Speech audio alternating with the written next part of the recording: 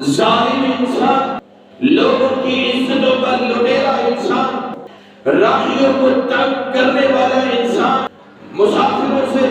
ناجائز ٹیکس وصول کرنے والا انسان، یہ پاپی اور مجرم انسان، اور راہوں میں کھڑے ہو کر ڈاکے ڈالنے والا انسان، لوگوں کی عزتوں کو گھورنے والا انسان، رسول اللہ صلی اللہ علیہ وآلہ وسلم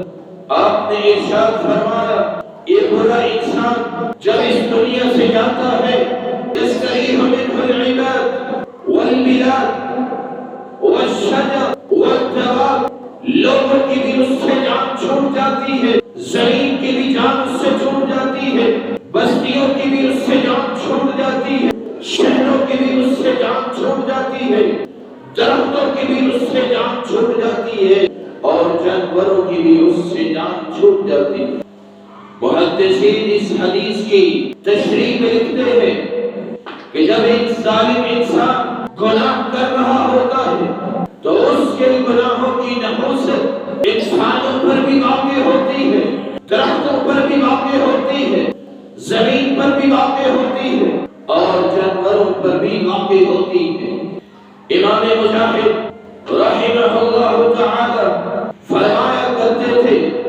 جب قحط پڑتا ہے، بارش رک جاتی ہے،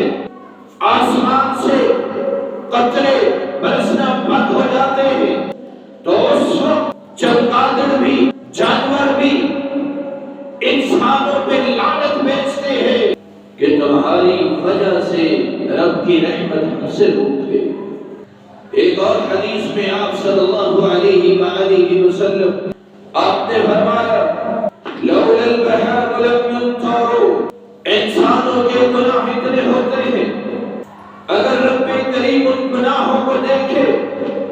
تو زمین کے اوپر بارش کا ایک قطرہ بھی نصیب نہ ہو۔ انسانوں کے گناہوں کی وجہ سے بارش رک جاتی ہے، لیکن پھر اللہ رب العزت جانوروں پہ ترس کرتے ہوئے بارش نصیب فرما دیتے ہیں۔